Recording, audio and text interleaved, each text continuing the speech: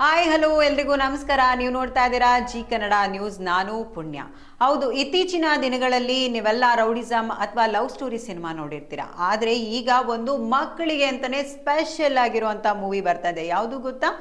Bharati teacher 7ನೇ ತರಗತಿ. ಹೌದು, ಇದರ ಈವೆಂಟು 12ನೇ ತಾರೀಕು ಅಂದರೆ ಇದೇ ಜನವರಿ 12ನೇ ತಾರೀಕು GT ಮಾಲಲ್ಲಿ ಅದ್ದೂರಿಯಾಗಿ ನಡೀತು.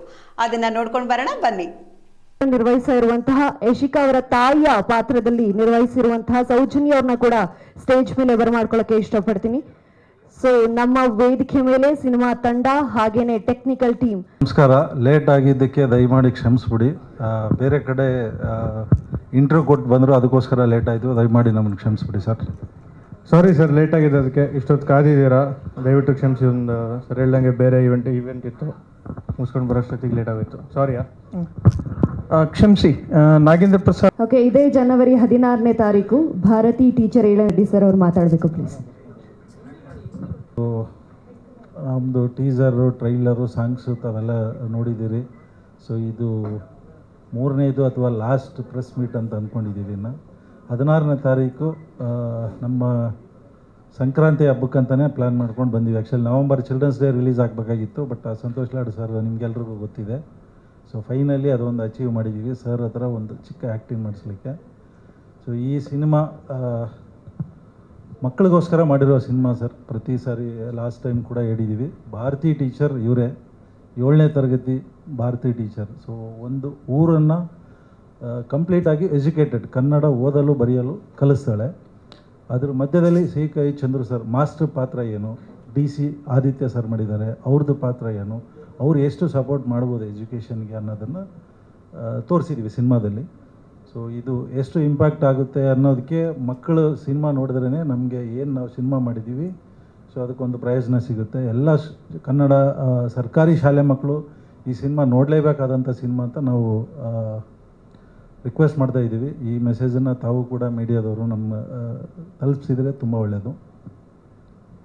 ಸೊ ಪ್ರಶ್ನೆ ಕೇಳ್ಬೋದು ಸರ್? ಏನಾದ್ರು ಅಣ್ಣ, ಅಪ್ರಾಕ್ಸಿಮೇಟ್ಲಿ ಒಂದು 100 ಥಿಯೇಟ್ರ್ ಹತ್ರ ರಿಲೀಸ್ ಮಾಡ್ತಾ ಇದ್ದೀವಿ ಸರ್. ಸೊ ಒಂದು ಬಿಗ್ ಅನೌನ್ಸ್ಮೆಂಟ್ ಮಾಡ್ತಾ ಇದ್ದೀವಿ ಸರ್. ಈ ಶಾಲೆ ಮಕ್ಕಳಿಗೋಸ್ಕರ ಮಾಡಿರೋ ಸಿನಿಮಾ, ಶಾಲೆ ಮಕ್ಕಳು 100-120 ರೂಪಾಯಿ ಕೊಟ್ಟು ಸಿನಿಮಾಗೆ ಬರಲ್ಲ. ಸೊ ನಾವು 50 ರೂಪಾಯಿಗೆ ಸಿನಿಮಾ ಮಾಡಿದ್ದೀವಿ. ಸಿಂಗಲ್ ಥಿಯೇಟ್ರಲ್ಲಿ 50 ರೂಪೀಸ್ಗೆ ಸಿನಿಮಾ ನೋಡ್ಬೋದು. ಯಾಕಂದರೆ ಏನು ನಾವು ಗ್ರೌಂಡ್ ವರ್ಕ್ ಮಾಡಿದ್ದೀವಿ. ಸರ್ಕಾರಿ ಶಾಲೆಗೆ ಹೋಗಿ ನೋಡಿದಾಗ ಸರ್ಕಾರ ಯಾರು ಅವರಿಗೆ ಸಿನಿಮಾ ನೋಡಿ ಅಂತ ಹೇಳಲ್ಲ, ಶಾಲೆ ಮಾಸ್ಟರ್ ಸಿನಿಮಾ ನೋಡಿ ಅಂತ ಹೇಳಲ್ಲ. ಸೊ ಅದಕ್ಕೋಸ್ಕರ ಒಂದು ದೊಡ್ಡ ಅನೌನ್ಸ್ಮೆಂಟ್ ಧೈರ್ಯ ಮಾಡಿದ್ದೀವಿ. 50 ರೂಪಾಯಿ ಕೊಟ್ಟು ಸಿನಿಮಾ ನೋಡ್ಬೋದು. ಶಾಲೆ ಮಾಸ್ಟರ್ ಆಗಲಿ, ವಿದ್ಯಾರ್ಥಿಗಳಾಗಲಿ, ಪಬ್ಲಿಕ್ ಆಗಲಿ. ಸೊ ನಾವು ಬರೀ ಶಾಲೆ ಮಕ್ಕಳಿಗೆ ಅಂದರೆ ಮತ್ತೆ ಅಲ್ಲೊಂದು ID ಕಾರ್ಡ್ ತೊಗೊಂಡು ಬಾ, ಈ ಥರ ತೊಂದರೆ ಆಗಬಾರ್ದು ಅಂತ ಸಿನಿಮಾ ಟಿಕೆಟೇ 50 ರೂಪಾಯಿ ಮಾಡಿದ್ದೀವಿ. ನಾವು ಸಿನಿಮಾ ಮಾಡಿದ ಉದ್ದೇಶ ಮಕ್ಕಳಿಗೆ ತಲುಪಲಿ ಅಂತ. ಸೊ ದಯಮಾಡಿ ಇದನ್ನು ತಾವು ಕೂಡ ಅನೌನ್ಸ್ಮೆಂಟ್ ಮಾಡಿ. 50 ರೂಪೀಸ್ಗೆ ಸಿಂಗಲ್ ಸ್ಕ್ರೀನ್ ಏನಿದೆ ಕರ್ನಾಟಕದ ಯಾವ ಥಿಯೇಟ್ರಲ್ಲಿ ಇದ್ದರೂ ಸರಿ ಅಲ್ಲಿ 50 ರೂಪಾಯಿಗೆ ನಾವು ಟಿಕೆಟ್ ಮಾಡಿದ್ದೀವಿ ಸರ್. ಥಿಯೇಟ್ರ್ ಅವ್ರ ಹತ್ರ ಒಂದು ದೊಡ್ಡ ರಿಸ್ಕ್ ತೊಗೊಂಡು ಈ ಕೆಲಸ ಮಾಡಿದ್ದೀವಿ. ಸೊ ಇದಕ್ಕೆ ತಮ್ಮ ಎಲ್ಲರ ಬೆಂಬಲ ಇರಲಿ ಸರ್. Thank you. ಇಲ್ಲ, ಆ್ಯಸ್ ಆಫ್ ನೌ ಸ್ಪಾನ್ಸರ್ಸ್ ಅಂದರೆ ಸ್ಕೂಲ್ ಮಕ್ಕಳಿಗೆ ಸಿನಿಮಾ ತೋರಿಸ್ಲಿಕ್ಕಂತ ನನ್ನ ಫ್ರೆಂಡ್ ಸರ್ಕಲಲ್ಲಿ ಯಾರಿದ್ದಾರೆ ಅವರೆಲ್ಲರೂ ಮುಂದೆ ಬಂದಿದ್ದಾರೆ. ಸೊ ನಾಳೆ ನಾಡ್ದು ಅವರೆಲ್ಲರೂ ಟಿಕೆಟ್ ನಾವು ತೋರಿಸ್ತೀವಿ. ಒಂದು ಶಾಲೆ ಮಕ್ಕಳಿಗೆ, ನಾನು ಇನ್ನೊಂದು ಶಾಲೆ ಮಕ್ಕಳಿಗೆ ಅಂತ ನನ್ನ ಫ್ರೆಂಡ್ ಸರ್ಕಲ್ ಏನಿದೆ ಅವರು ಆಲ್ರೆಡಿ ಮುಂದೆ ಬಂದಿದ್ದಾರೆ. ಅವ್ರ ಹೆಸರಲ್ಲಿ ಅವರೇ ಟಿಕೆಟ್ ಬುಕ್ ಮಾಡಿಬಿಟ್ಟು ಶಾಲೆಗಳಿಗೆ ತೋರಿಸ್ತಾರೆ. ಅದೇ ಥರ ಯಾರಾದರೂ ಮುಂದೆ ಬಂದರೆ ಅವರು ಬಲ್ಕಾಗಿ ಬುಕ್ ಮಾಡಿದ್ರು ಶಾಲೆಯದು ಏನಿದೆ ಆ ಟೈಮಿಂಗ್ ಕೂಡ ಅಡ್ಜಸ್ಟ್ ಮಾಡಿಕೊಡ್ತೀವಿ ಅಂತ ಹೇಳಿದ್ದಾರೆ ಥಿಯೇಟ್ರ್ ಅವರು. ಸೊ ಇದು ಮಾತುಕತೆ ನಡೀತಾ ಇದೆ. ಬಟ್ ಸಿನಿಮಾ ರಿಲೀಸ್ ಆಗಿ ಏನು ಮೆಸೇಜ್ ಬರುತ್ತೆ ಅನ್ನೋದೇ ಮೇನ್ ಅಲ್ವಾ ಸರ್?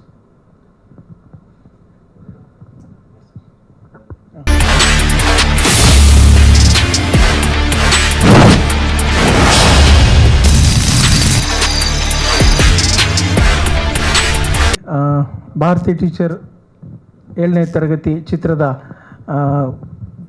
ಮುಖ್ಯ ಕಥಾವಸ್ತು ಈಗಾಗಲೇ ಹೇಳಿರೋ ಹಾಗೆ, ಭಾರತಿ ಎನ್ನುವ 7ನೇ ತರಗತಿ ಓದುವ ಹುಡುಗಿ ತನ್ನ ಊರಿಗೆ ಸಂಪೂರ್ಣವಾಗಿ ಕನ್ನಡ ಅಂದರೆ ಓದುವ ಬರೆಯುವ ಒಂದು ಕಲಿಸುವ ಹಾಗೆ ಮಾಡುವಂಥ ಸಂಕಲ್ಪ ಮಾಡ್ತಾಳೆ. ಅದನ್ನು ಹೇಗೆ ಸಾಧಿಸ್ಕೊಳ್ತಾಳೆ ಅಂತಕ್ಕದ್ದು ಕತೆ.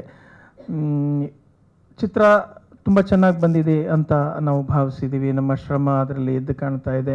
ಹಾಡುಗಳಿಂದ ಅದರದ್ದು ಜೀವ ತಳೆದಿದೆ ಇಡೀ ಚಿತ್ರ. ಕೊನೆಯದಾಗಿ ನಾವು ಈ ಒಂದು ಮುಖ್ಯವಾದ ಅಂಶವನ್ನು ನಾನು ಇಲ್ಲಿ ಹೇಳೋದಕ್ಕೆ ಬಯಸ್ತೇನೆ. ಏನಪ್ಪ ಅಂತಂದರೆ, ಈ ಚಿತ್ರ ಯಾಕೆ ನೋಡಬೇಕು ಅನ್ನುವಂಥದ್ದಕ್ಕೆ ನಮ್ಮದೇ ಆದಂಥ ಒಂದೆರಡು ಕಾರಣಗಳಿದೆ. ಏನು, ಈ ಚಿತ್ರದ ಮೂಲಕ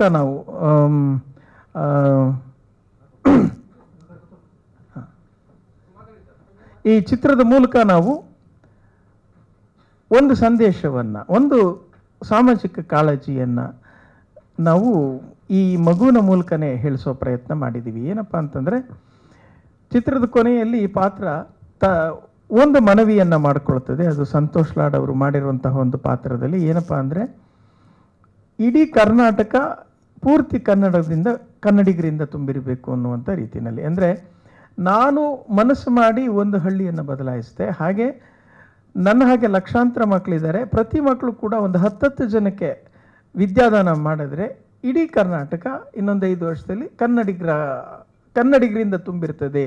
ಇದಕ್ಕೆ ನಿಮ್ಮೆಲ್ಲರ ಸಹಕಾರ ಬೇಕು ಅಂತ ಒಂದು ಮನವಿ ಮಾಡೋ ಮೂಲಕ ನಾವು ಅದನ್ನು ಚಿತ್ರಕ್ಕೆ ಒಂದು ತಾರ್ಕಿಕ ಅಂತ್ಯ ಕೊಟ್ಟಿದ್ದೀವಿ. ಇದೇ ಉದ್ದೇಶ. ಈ ಸಿನಿಮಾವನ್ನು ಯಾಕೆ ಮಕ್ಕಳು ನೋಡಬೇಕು ಅಂದರೆ, ಚಿತ್ರದಿಂದ ಒಂದು ಸ್ಫೂರ್ತಿ ಪಡೆದು ಪ್ರತಿ ಮಕ್ಕಳು ಕೂಡ ಕನಿಷ್ಠ ಒಂದು 10 ಜನಕ್ಕೆ ವಿದ್ಯಾದಾನ ಮಾಡಬೇಕು ಅನ್ನುವಂಥ ಸಂಕಲ್ಪ ಮಾಡಬೇಕು. ಒಬ್ಬ ಗುರುಗಳು ಕನಿಷ್ಠ ಆ ರೀತಿಯ 10 ಮಕ್ಕಳನ್ನು ಗುರುತಿಸಿ ಅವರಲ್ಲಿ ಸ್ಫೂರ್ತಿ ತುಂಬಿ ಪ್ರೋತ್ಸಾಹ ನೀಡಿ ಮಾರ್ಗದರ್ಶನ ಮಾಡಿದ್ರೆ ಒಬ್ಬ ಶಿಕ್ಷಕರಿಂದ 100 ಜನ ಕನ್ನಡಿಗರಾಗೋದಕ್ಕೆ ಸಾಧ್ಯ ಇರ್ತದೆ.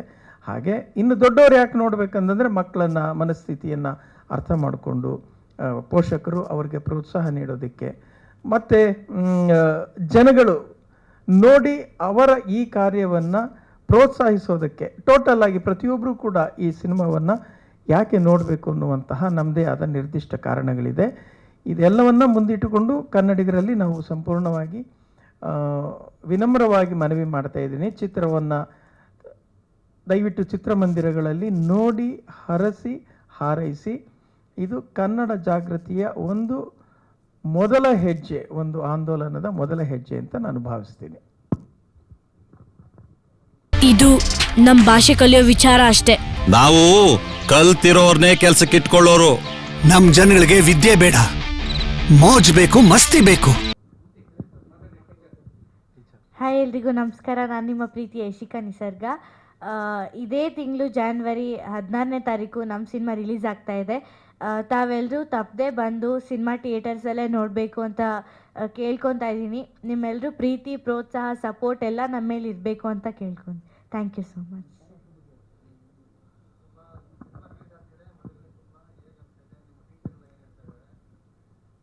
ನನಗಂತೂ ತುಂಬ ಖುಷಿ ಆಗ್ತಾ ಇದೆ. ಯಾವತ್ತೋ ಒಂದು ದಿನ ನಂದು ಅಂತ ಒಂದು ಸಿನಿಮಾ ರಿಲೀಸ್ ಆಗುತ್ತೆ ಅಂತ ನಾನು ಅಂದ್ಕೊಂಡಿದ್ದೆ. ಬಟ್ ಅದು ಇಷ್ಟು ಬೇಗ ಆಗ್ತಾ ಇದೆ, ತುಂಬ ಖುಷಿ ಆಗ್ತಾ ಇದೆ. ಭಾರತೀದು ಮೈಂಡ್ಸೆಟ್ಟು, ಅವಳದೊಂದು ದೊಡ್ಡ ಆಸೆ, ಕನಸು ಏನಿದೆ ಅಂದರೆ, ಅವಳು ಮಾತ್ರ ಅಂದರೆ ಅವಳು ಮಾತ್ರ ನೋಡ್ಕೊಳ್ಳಲ್ಲ, ಅಂದರೆ ಅವಳು ಮಾತ್ರ ಓದಬೇಕು ಆ ಥರ ಇಲ್ಲ ಅವಳ ಕ್ಯಾರೆಕ್ಟ್ರು. ಪ್ರತಿಯೊಬ್ಬರು ಕೂಡ ನಮ್ಮ ಮಾತೃಭಾಷೆ ಕನ್ನಡದಲ್ಲಿ ಓದೋ ಹಾಗೆ, ಬರೆಯೋ ಹಾಗೆ ಮಾಡಬೇಕು ಅನ್ನೋದು ಅವಳ ಆಸೆ, ಕನಸು ಎಲ್ಲವೂ ಕೂಡ ಆಗಿರುತ್ತೆ. ಅವಳು ಅದನ್ನು ಹೇಗೆ ಸಕ್ಸಸ್ ಮಾಡ್ಕೋತಾಳೆ ಅನ್ನೋದು ಈ ಮೂವಿ ಇರುತ್ತೆ. ತಮ್ಮೆಲ್ಲರೂ ಸಪೋರ್ಟ್ ಇರಲೇಬೇಕು. Thank you. ನೀವೆಲ್ರೂ ಓದೋದು ಬರೆಯೋದು ಕಲಿಬೇಕು ಅಷ್ಟೇ.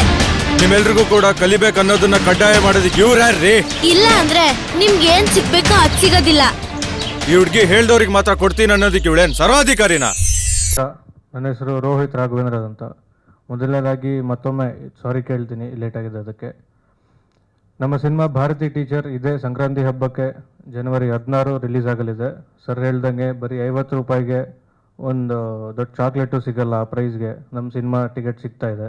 ದಯವಿಟ್ಟು ಎಲ್ಲರೂ ಥಿಯೇಟ್ರಿಗೆ ಬಂದು ವೀಕ್ಷಿಸಿ ನಮ್ಮ ಸಿನಿಮಾನ, ಹಾಗೂ ನಮ್ಮನ್ನೆಲ್ಲರನ್ನೂ ಆಶೀರ್ವದಿಸಿ ಅಂತ ಕೇಳ್ಕೊತಾ ಇದ್ದೀನಿ. ಸರ್,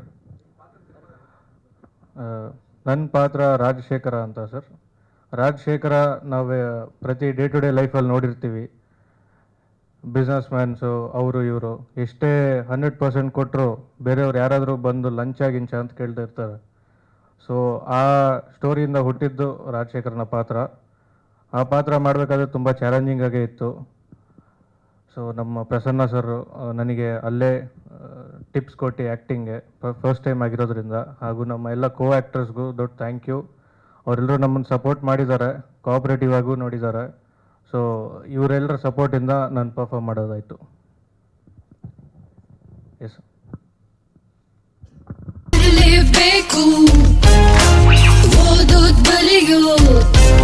ಎಲ್ರಿಗೂ ನಮಸ್ಕಾರ. ಇದೊಂದು ಇಂಟರ್ವ್ಯೂ ಮುಗಿಸ್ಕೊಂಬರೋದು ಟ್ರಾಫಿಕಲ್ಲಿ ಸಿಗಾಕೊಂಬಿಟ್ಟೆ, ಸಾರಿ ಲೇಟ್ ಆಯಿತು.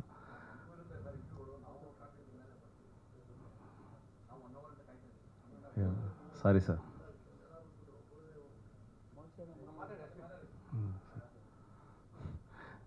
ನಾನು ಇದರಲ್ಲಿ ಒಂದು ಅಶೋಕ ಅನ್ನೋ ಒಂದು ಪಾತ್ರ ಮಾಡಿದ್ದೀನಿ. ಸಂಕ್ರಾಂತಿ ಹಬ್ಬದ ನಂತರ ನಮ್ಮ ಭಾರತೀಯ ಟೀಚರ್ ರಿಲೀಸ್ ಆಗ್ತಾಯಿದೆ. ಎಳ್ಳು ಬೆಲ್ಲ ತಿಂದು ಒಳ್ಳೆ ಮಾತಾಡುವಂಥ ಇಡೀ ಕರ್ನಾಟಕದಲ್ಲಿ ಎಲ್ಲರೂ ಹೇಳ್ತಾರೆ. ಸೊ ಎಳ್ಳು ಬೆಲ್ಲ ತಿಂದು ಈ ಸರಿ ಇಡೀ ಕರ್ನಾಟಕ ಜನತೆ ಭಾರತೀಯ ಟೀಚರ್ ಸಿನಿಮಾ ನೋಡಿ, ಅಷ್ಟೇ ನನ್ನ ಕೋರಿಕೆ. ನಾನು ಒಂದು ಅಶೋಕನೊಬ್ಬ SI ಅವನು. ನನಗೂ ಮತ್ತು ಲೀಡ್ ಆ್ಯಕ್ಟ್ರ್ ಯಾರಿದ್ದಾರೆ ರೋಹಿತ್ ಅಂದರೆ ರಾಜಶೇಖರಂಗೂ ಟಗ್ ಆಫ್ ವಾರ್ ಆಗುತ್ತೆ. ಅದು ನಮ್ಮಿಬ್ಬರ ಈಗೋ ಆ ಭಾರತಿ ಅನ್ನೋಳ ಕನಸೇನಿರುತ್ತೆ ಅದಕ್ಕೆ ಸ್ವಲ್ಪ ಮುಟ್ಕೋಲು ಹಾಕೋಂಗೆ, ಅಂದರೆ ಅದಕ್ಕೆ ಪ್ರಾಬ್ಲಮ್ ಆಗೋ ಥರ ಕ್ರಿಯೇಟ್ ಆಗುತ್ತೆ. ಬಟ್ ನಮಗೂ ಅವ್ರಿಗೂ ಭಾರತಿಗೂ ಯಾವುದೇ ರೀತಿ ಇರೋದಿಲ್ಲ. ಬಟ್ ಮನುಷ್ಯನ ಈಗ ಏನೇನ ಮಾಡಿಸುತ್ತೆ ಅನ್ನೋದು, ಅಂದರೆ ಒಬ್ಬ ನನ್ನ ಪೊಲೀಸು ಒಂದು ಈಗೋ ಇರುತ್ತೆ, ಅವ್ರಿಗೊಂದು ಈಗೋ ಇರುತ್ತೆ, ಹೋರಾಟಗಾರ. ಸೊ ಅದನ್ನ ಸ್ಕ್ರೀನ್ ಪ್ಲೇಲಿ ಪ್ರಸನ್ನ ಸರ್ ತುಂಬ ಚೆನ್ನಾಗಿ ತೋರಿಸಿದ್ದಾರೆ. ಹೋಲ್ ಟೀಮ್ ಸೂಪರ್ಬ್ ಆಗಿತ್ತು ಕೆಲಸ ಮಾಡೋಕ್ಕೆ. ಒನ್ಸ್ ಅಗೇನ್ ಎಲ್ರಿಗೂ ಥ್ಯಾಂಕ್ಸ್.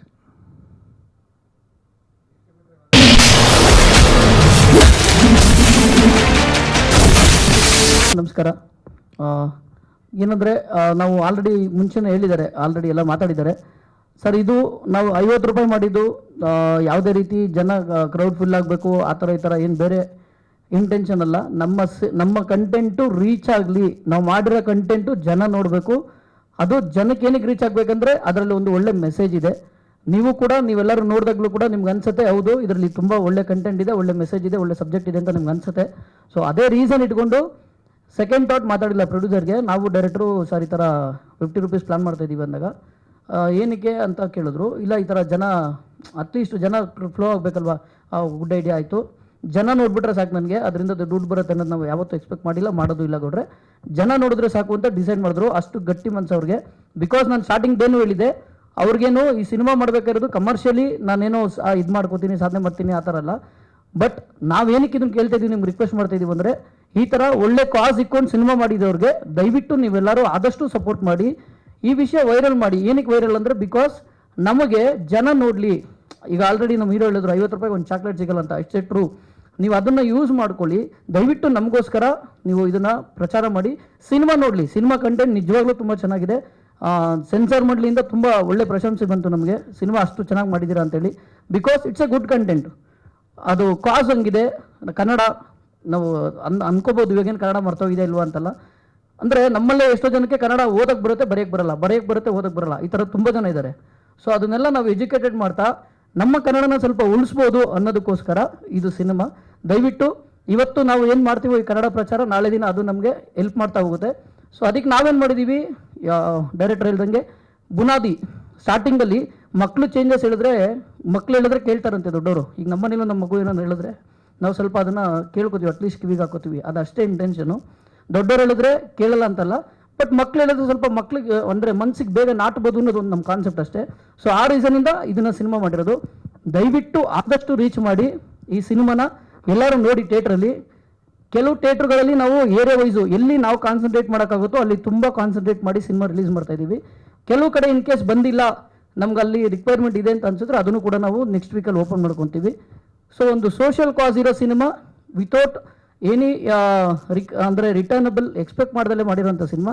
ದಯವಿಟ್ಟು ಇಂಥ ಸಿನಿಮಾಗೆ ಸಪೋರ್ಟ್ ಮಾಡಿ. Thank you. 16ನೇ ತಾರೀಕು ಎಲ್ಲರೂ ಥಿಯೇಟ್ರಲ್ಲಿ ಬಂದು ಸಿನಿಮಾ ನೋಡಿ. ದಯವಿಟ್ಟು ಸ್ಟಾಪ್ ಪೈರಸಿ. ನಮ್ಮ ಈ ಸಿನಿಮಾದಲ್ಲಿ ಕೂಡ ಒಂದು ಮೆಸೇಜ್ ಇದೆ, ದಯವಿಟ್ಟು ಪೈರಸಿ ಮಾಡಬೇಡಿ. ದಯವಿಟ್ಟು ಸಿನಿಮಾನ ಚಿತ್ರಮಂದಿರದಲ್ಲೇ ನೋಡಿ. Thank you. ನಾವು ಒಂದು 100 ಸೆಂಟರ್ ಅಂತ ಅಂದ್ಕೊಂಡಿದ್ದೀವಿ ಸರ್. ಒಂದು 10 ಸೆಂಟರ್ ಆ ಕಡೆ ಈ ಕಡೆ ಆಗ್ಬೋದು. ಬಟ್ ಎಂಟೈರ್ ಕರ್ನಾಟಕ ರಿಲೀಸ್ ಆಗ್ತಾಯಿದೆ.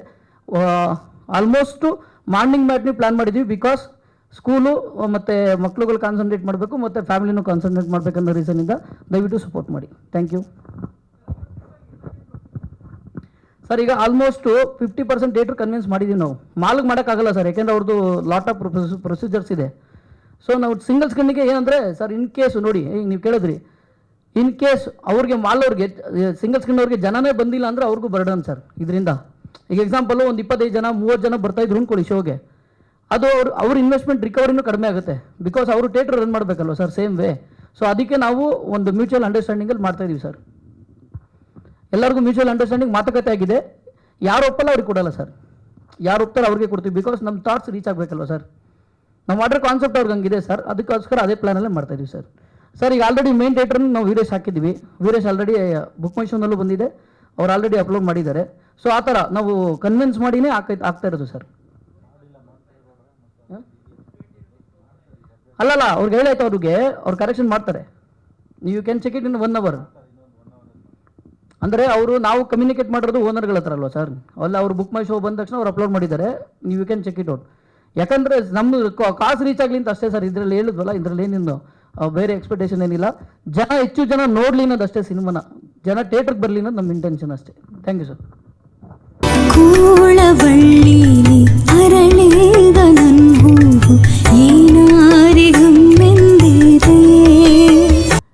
ಇದರಲ್ಲಿ ನಾನು ಯಶಿಕಾ ಅವರ ತಾಯಿ ಪಾತ್ರ ಅಂದರೆ ಭಾರತಿ ಟೀಚರ ತಾಯಿಯ ಪಾತ್ರ ಮಾಡಿದ್ದೀನಿ. ಜಯಕ್ಕ ಅಂತ ನನ್ನ ಪಾತ್ರದ ಹೆಸರು. ನೀವು ಈಗಾಗಲೇ ಸ್ಕ್ರೀನಲ್ಲಿ ನೋಡಿದ್ರಿ ಅಮ್ಮ ಮಗಳ ಬಾಂಧವ್ಯನ. ನನ್ನ ಮೂವಿಯಲ್ಲಿ ಕೂಡ ಅಷ್ಟೇ ತುಂಬ ಚೆನ್ನಾಗಿ ಮೂಡ್ ಬಂದಿದೆ, ನೀವೆಲ್ಲರೂ ನೋಡಿ. ಹಾಗೆ ಈ ಒಂದು ಚಿತ್ರನ ಫ್ಯಾಮಿಲಿ ಕೂತ್ಕೊಂಡು ನೋಡುವಂಥ ಫಿಲಮ್ ಅಂತ ಹೇಳ್ಬಹುದು. ಹಾಗೆ ಮಕ್ಕಳು ಕೂಡ ಖಂಡಿತ ನೋಡಬೇಕು. ಈಗಾಗಲೇ ನೋಡ್ತೀರಾ, ಎಲ್ಲ ಊರುಗಳಲ್ಲೂ ಮಕ್ಕಳು ಆಡುವಾಗ ಟೀಚರ್ ಅಂತ ಎಲ್ಲ ಆಡ್ತಾರೆ.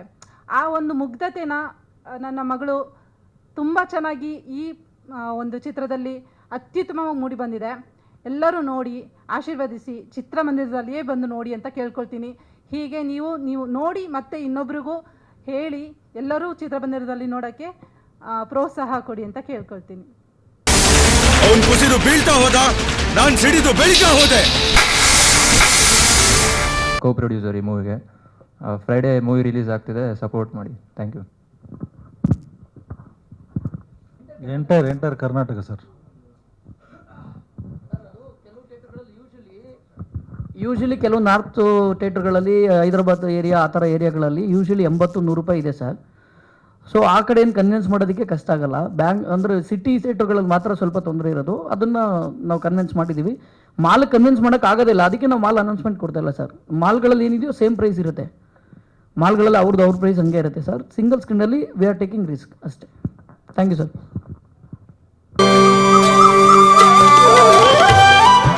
ನನಗೊಂದು ಕನಸಿತ್ತು ಕಂದ. ನನ್ ಕನ್ಸು ನನ್ಸಾಗಿರುತ್ತಲ್ವ ಮಿಶ್ರೆ? ಆ ಕನಸು ನನಸಾಗತ್ತೋ ಇಲ್ವೋ, ಆ ದಾರಿಲಿ ನಡೆಯೋದೇ ಒಂದು ಚಂದ.